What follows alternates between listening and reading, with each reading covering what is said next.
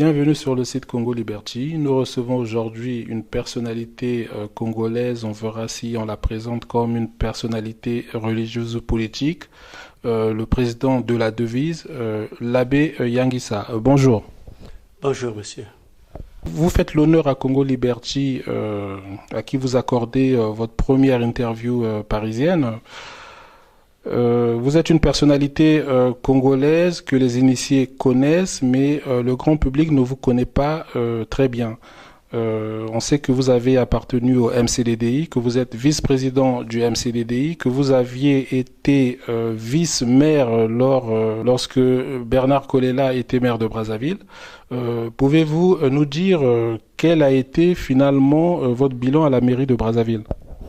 Merci pour m'avoir donné l'occasion de m'exprimer ici. Mais je voudrais apporter un petit rectificatif dans la présentation. C'est que je n'ai pas été membre du MCDDI, j'ai été cofondateur, surtout au sens de l'élaboration de la doctrine. Mais je n'ai jamais été membre en tant que tel, parce que je n'ai jamais été inscrit. C'était entendu comme ça avec le président Bernard Kolela, qu'en tant que prêtre, ce n'était pas judicieux de m'inscrire comme membre. Et je n'ai pas été donc vice-président de ce parti, mais j'ai, c'est vrai, été vice-président du conseil municipal de Brazzaville. Aujourd'hui, je suis président de la devise, le parti que nous avons créé avec un certain nombre de personnes qui partageaient mes idées ou nos idées, puisque ce sont nos idées, parce que la doctrine en question appartient à l'Église, c'est la doctrine sociale de l'Église, puisque l'Église s'adresse au monde. Nous avons exploité donc l'idée, le concept de développement humain intégral. Aujourd'hui, nous avons pris quelques distances et nous parlons beaucoup plus d'intégralisme que de développement humain intégral. Alors, vous nous parlez de développement intégral, d'intégralisme, si j'ai bien compris. C'est vrai que même moi, je n'y comprends pas grand-chose. C'est quoi l'intégralisme? L'intégralisme, nous avons dit, c'est une manière plus concise d'exprimer ce concept de développement intégral. C'est-à-dire c'est le développement de tout l'homme et de tout homme. Nous pensons que la politique doit tendre vers le développement. En fait, c'est ça le résumé. Quel que soit l'aspect que l'on prend dans les activités liées à la politique, nous sommes tous tendus vers le développement de la personne humaine, vers l'évolution de la personne humaine dans tous les domaines. Alors, moi j'ai une question. Vous aviez été donc cofondateur du MCDDI. Aujourd'hui, vous avez créé votre parti, la devise. Finalement, pourquoi vous n'êtes pas avec Parfait Kolela ou Landry Kolela? Pourtant, vous êtes issus de la même famille politique. Est-ce qu'il y a eu, à un moment donné, un différend entre vous et peut-être Feu Bernard Kolela ou avec ses enfants? Pourquoi n'êtes-vous pas avec les enfants Kolela ou le MCDDI aujourd'hui? Bon, oui, pourquoi je ne suis pas avec, disons, je ne suis pas dans le MCDDI? Je crois que avec Bernard Kolela, ce sont des chemins qui sont plutôt rencontrés. Mes origines politiques ne datent pas de l'époque de Bernard Kolela. Nous sommes rencontrés et tous ceux qui ont connu mon évolution au grand séminaire savaient que j'étais plutôt porté vers les questions sociales qui sont liées à l'Église, vers la libération de tout l'homme. Et quand je suis devenu prêtre aussi, ça a été la même optique. Et je dirais qu'avant de m'engager concrètement en politique au Congo, je me suis hasardé à appartenir à un parti politique en France avant que je ne retourne au Congo. Donc c'était l'époque où on parlait du racisme dans les années 83, racisme en France. Et j'avais mal reçu, mal vécu la remarque d'un chrétien d'ici, de France, qui avait dit que finalement c'était mieux que le prêtre soit en soutane parce que l'abbé Yangisa que je suis aurait pu être confondu avec n'importe quel noir.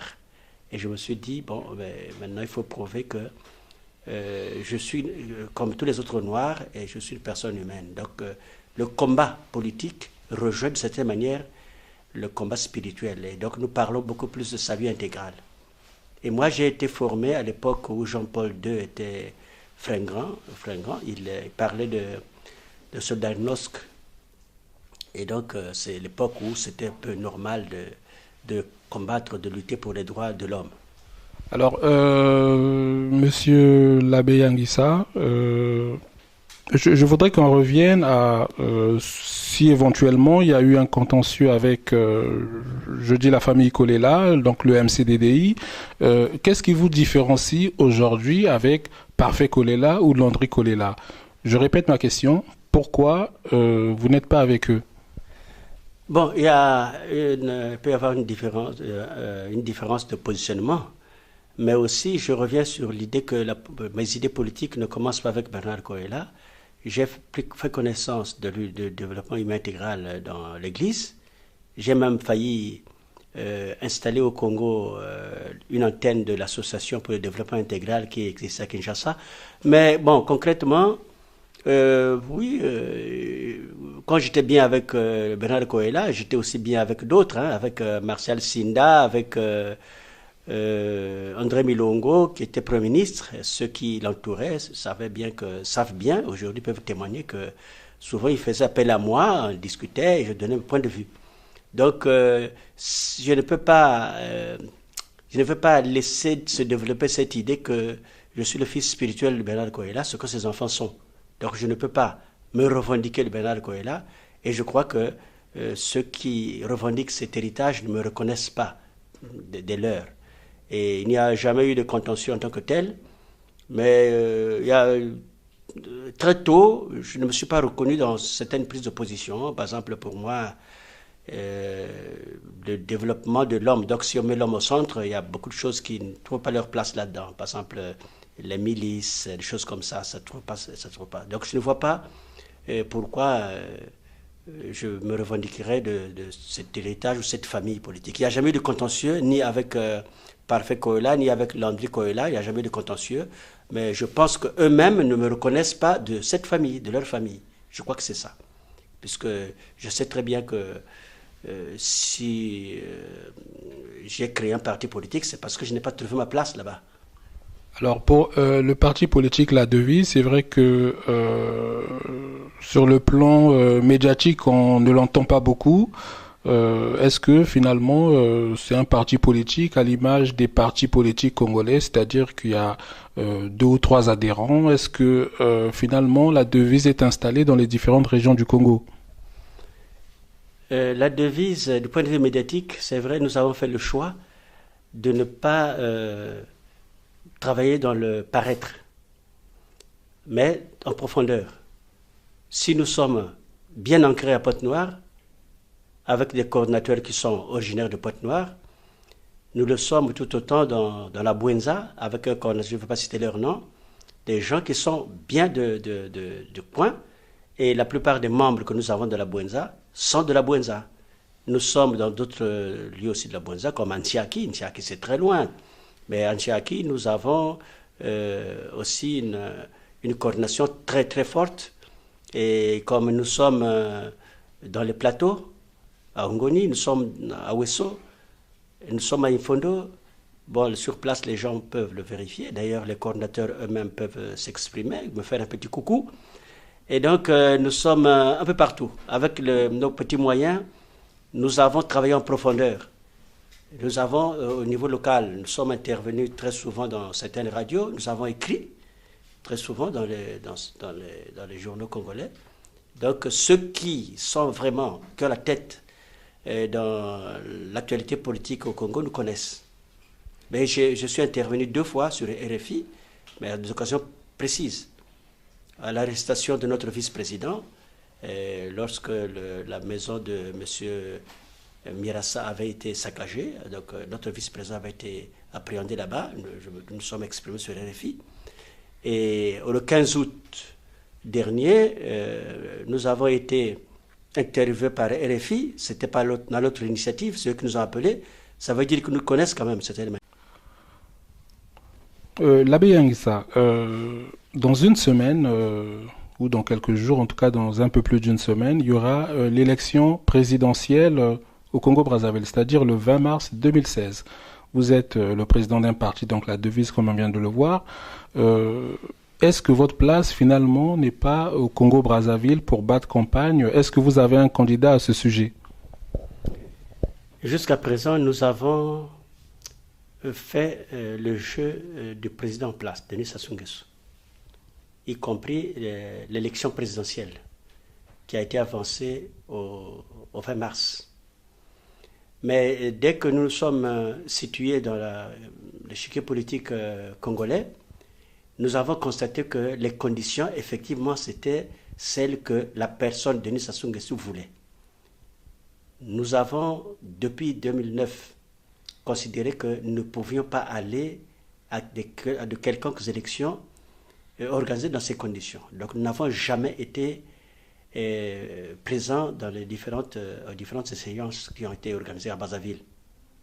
C'est donc logique, pour nous, nous sommes dans cette même logique, nous ne pouvions pas participer aux élections présidentielles. Maintenant, nous n'étions pas là pour attendre passivement que les choses se fassent. Nous pensions qu'il fallait que nous luttions pour que les conditions soient réunies.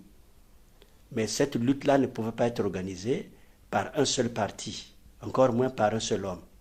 Nous pensions que toute l'opposition devait se battre pour que les conditions changent. La politique, c'est vrai, c'est le vivre ensemble, mais c'est aussi le rapport de force. Donc il fallait créer un rapport de force, des rapports de force qui allaient être en faveur de l'opposition. Tout était bien parti. Et je pense que la façon dont l'opposition s'est organisée n'a pas rendu possible l'établissement de la création des conditions qui pouvaient permettre qu'on se présente. Ça n'a pas changé. Donc nous avons laissé les partis d'opposition évoluer, mais je pense qu'aujourd'hui, on ne peut pas dire que l'opposition ait fait ce qu'elle a voulu faire. L'opposition, jusqu'à présent, subit, sinon réagit. Celui qui est l'acteur, c'est Denis Sassou Nguesso. Mais puisque les choses sont faites, nous avons été réalistes, nous avons pensé qu'il fallait aller vers le moindre mal. Avant que le général Mokoko ne se prononce, vu la situation, j'avais moi-même réuni certains proches de mon parti pour leur faire part de cette idée qu'il fallait qu'on demande au général Mokoko de descendre dans l'arène. Mais on n'a pas eu besoin de ça. 2 semaines après, il a effectivement annoncé qu'il serait candidat. Si nous avions pensé à cela avant qu'il ne se présente, nous ne pouvions pas être inconséquents en n'acceptant pas cette candidature. Pourquoi nous l'avons acceptée? Nous avons accepté cette candidature comme un moindre mal. Pourquoi? Parce que nous pensions qu'il ne fallait pas aller aux élections organisées par Denis Sassou Nguesso dans les conditions qu'il a voulu.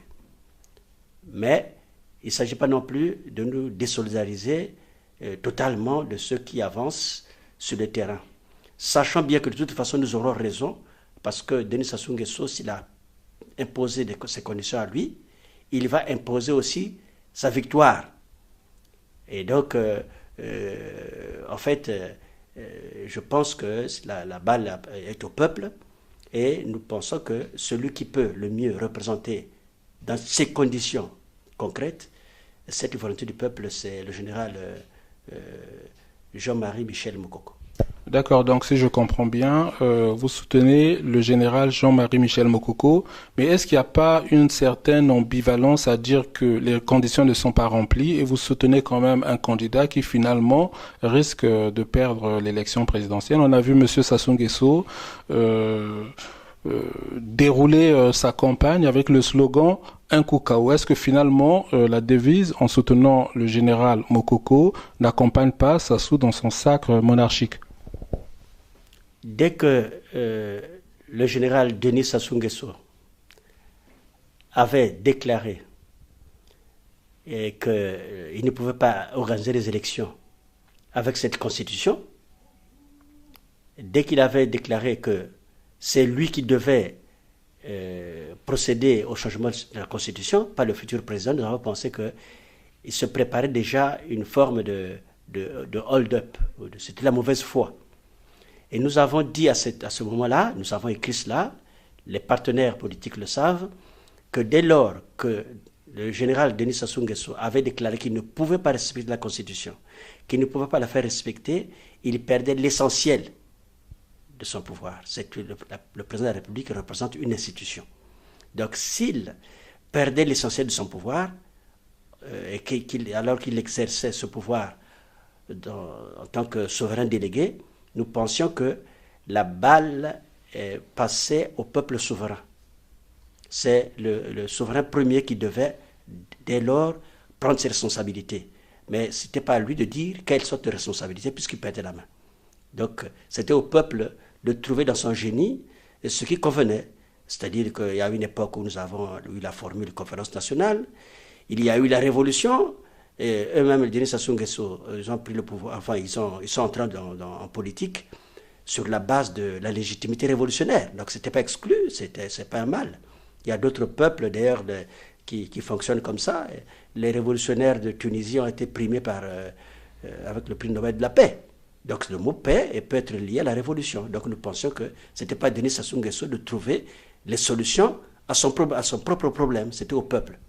Alors, si je vous comprends bien, pour être clair, parce que sur Congo Liberty, on est dans un espace où il n'y a aucune censure, à l'issue du 20 mars, si M. Sassou se déclarait vainqueur, ce qui ne fait aucun doute pour certains, est-ce que vous appelez le peuple à l'insurrection ou pas?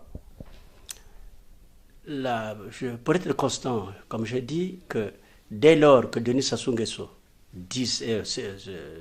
se déclarait incompétent pour organiser les élections, pour respecter la Constitution, il perdait la main. Donc depuis, la main se trouve chez le peuple. C'est le peuple qui garde la main. Donc ces élections, en fait, se passent comme une sorte de défi pour l'opposition, que l'opposition veut relever, c'est tout.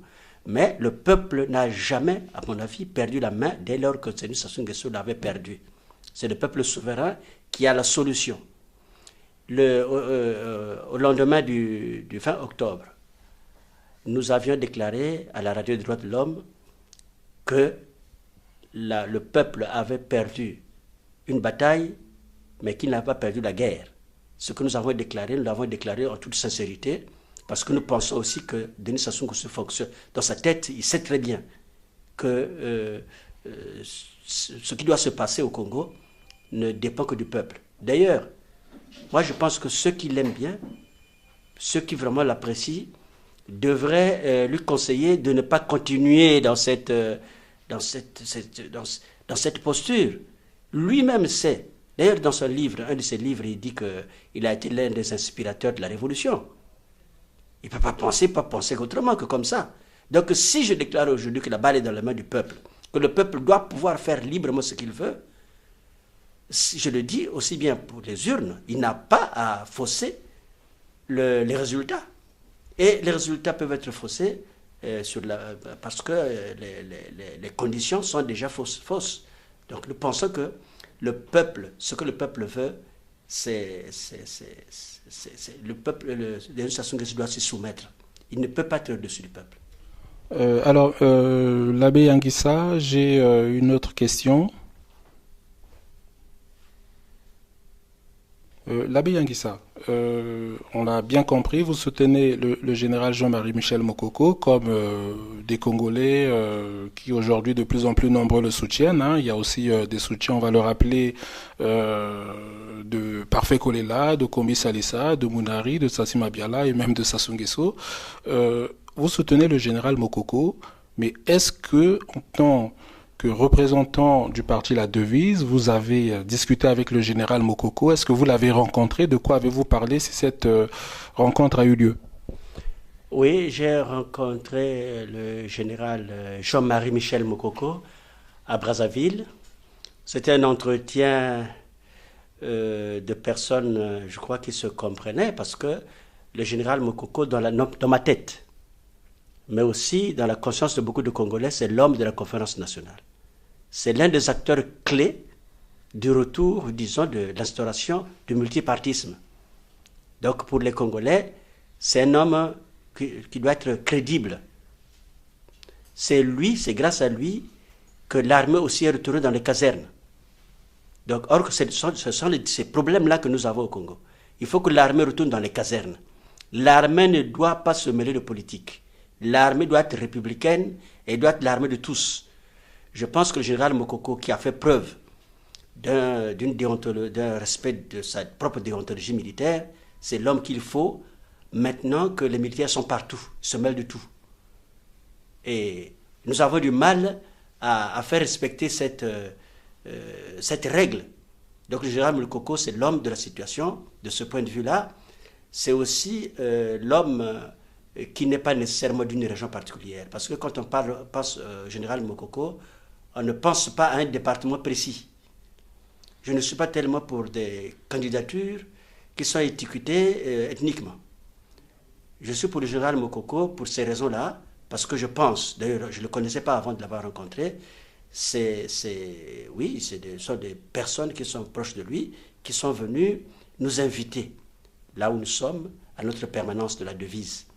Je n'ai pas renoncé à cette rencontre parce que, comme je l'ai dit, je l'ai presque invoqué, que cette candidature descende dans l'arène politique. Donc c'est l'homme, pour moi, c'est un homme, c'est une candidature nationale.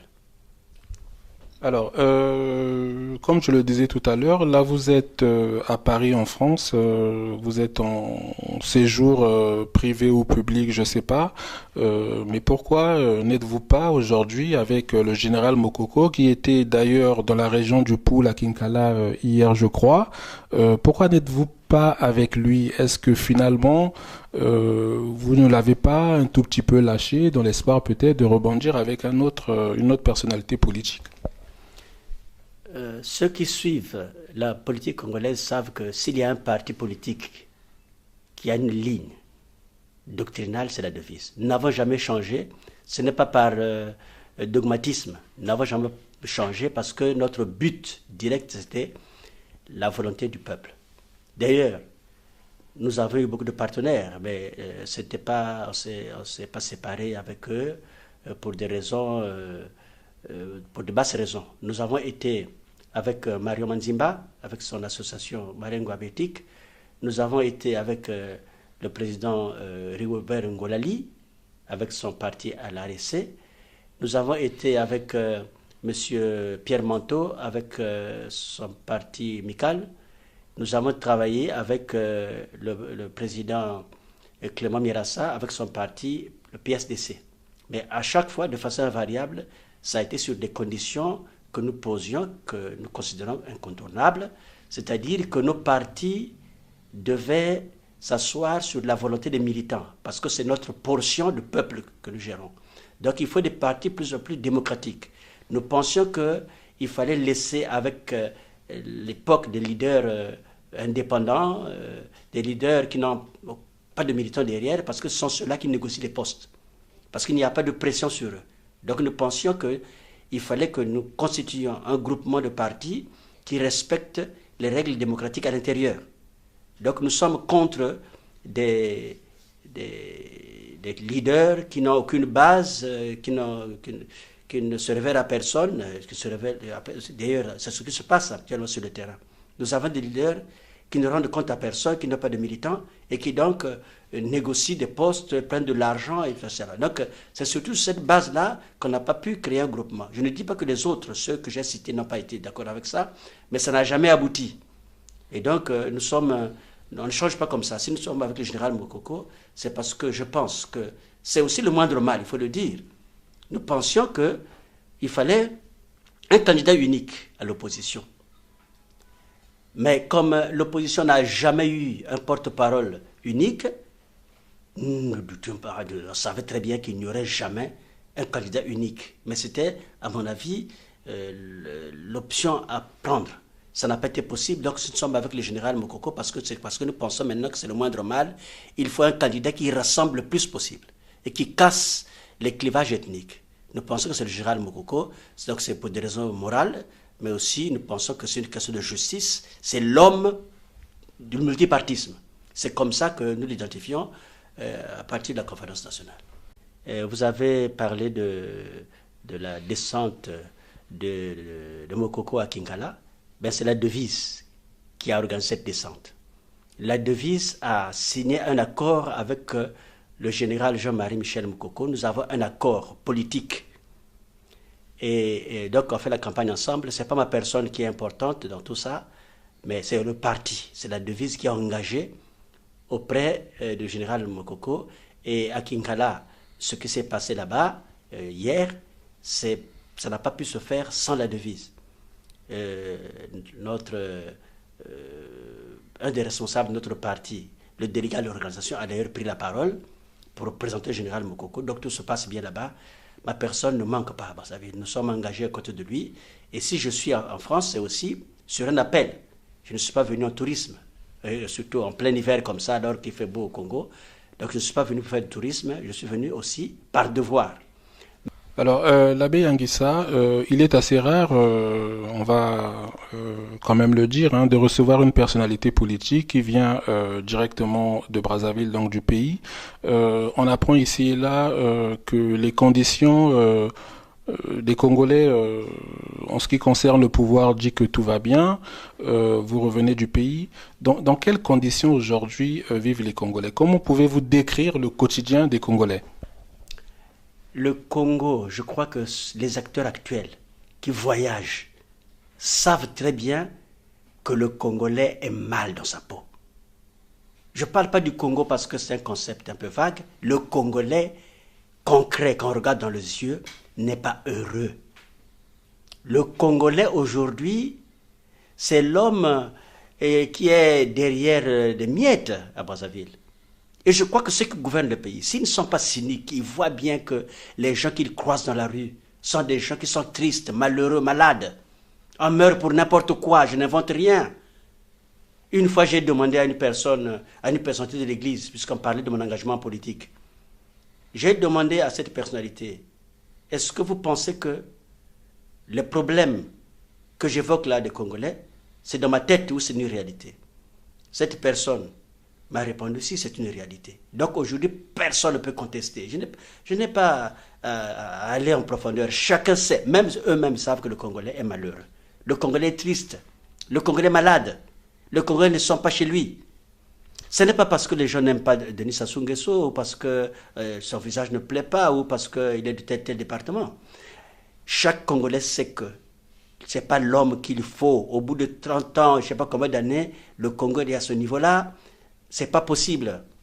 Mais ça se matérialise comment, l'abbé? Est-ce que les Congolais mangent 3 fois par jour, 1 fois par jour? Dans les hôpitaux, comment ça se passe? À l'hôpital de Makelekele, par exemple, ou de Talangaï, les fonctionnaires s'en sortent-ils avec leur salaire? Est-ce que, finalement, vous avez des cas concrets à nous donner? Des cas concrets, j'ai dit que c'est dans tous les domaines. Je prends des exemples de la situation au Congo. Je prends l'exemple de certains enseignants qu'on écoute. Vous avez au Congo des salles de classe qui ont plus de 200 élèves. Plus de 200 élèves. Dans un pays où nous avons du ciment, nous avons du bois, nous avons des personnes qui sont passées dans des écoles qui forment des enseignants, donc rien ne manque. Et nous, on met le budget du Congo où? On recrute plus de gens qui sont liés à l'armement. Mais je pense que toutes ces armes, ce n'est pas pour se battre avec le Gabon. Pourquoi? Ça n'a pas intérêt. Ce n'est pas pour se battre avec la Centrafrique, ou le Cameroun, ou l'Angola, ou le RDC. Ces armes que nous achetons à Brazzaville, qu'ils achètent, c'est pourquoi? Alors qu'à côté, nous avons des besoins réels. Donc, j'ai des enseignants que moi j'ai écoutés, que j'ai entendus. Mais ils m'expliquent ça avec des larmes aux yeux. Parce qu'ils disent qu'on ne sait pas où mettre le pied dans la salle de classe. On ne sait pas comment contrôler les gens. Donc un pays qui veut évoluer sans former d'intellectuels, on ne sait pas où on va. Alors, l'abbé Anguissa, donc je dis l'abbé, ça veut dire que vous avez eu une formation d'homme d'église. Aujourd'hui, on a quand même constaté que les églises au Congo sont en affaire, excusez-moi de l'expression, avec le pouvoir de Brazzaville, avec M. Sassou Nguesso. Vous avez donc l'église catholique qui n'a vraiment pas pris position contre la dictature de M. Sassou. On voit M. Sassou inaugurer des églises avec l'archevêché de Brazzaville. Est-ce que finalement les hommes d'église, parce que vous avez encore des ramifications dans ce milieu-là, et là je parle non seulement de l'église catholique, mais de l'église protestante, mais aussi toutes les églises de réveil, est-ce que finalement la religion dans notre pays n'est pas un allié de la dictature de M. Sassou, en contradiction avec les fondamentaux de l'Église? Dans beaucoup de pays, il y a une sorte de volonté de privilégier le culte. C'est-à-dire, tant qu'on a liberté de culte, l'essentiel est fait. Donc, ils recherchent surtout les conditions qui permettent à ces cultes de se faire ou de fonctionner. C'est une tendance, je crois, qui vient d'Europe lorsque la paix s'est faite entre ces empereurs et l'Église. Cette tendance existe en Afrique. L'Afrique qui privilégie beaucoup plus la légitimité de fait. C'est-à-dire, on ne veut pas heurter les responsables. J'ai eu aussi à correspondre ou à écrire ou à dire à nos responsables religieux que, à mon avis, l'Église devait être prophétique et non pas diplomatique. Et j'ai pris l'exemple de Saint Jean-Baptiste, parce que nous sommes dans le domaine religieux, que nous considérons comme le dernier prophète. Je crois que Jean-Baptiste a été tué, non pas parce qu'il reprochait au roi Hérode de ne pas aller à la prière, mais parce que le roi Hérode, un homme politique, était injuste. Il était injuste. Et on l'a tué pour ça. Donc ce n'était pas le clocher qu'il défendait, mais il défendait l'homme. C'est pareil pour tous les rois d'Israël. Les prophètes se levaient et reprochaient au roi le traitement qu'ils infligeaient aux pauvres, à l'orphelin, à la veuve, etc. Donc ce n'était pas d'abord le culte tel que nous le rendons. Donc c'est une chose, je le regrette.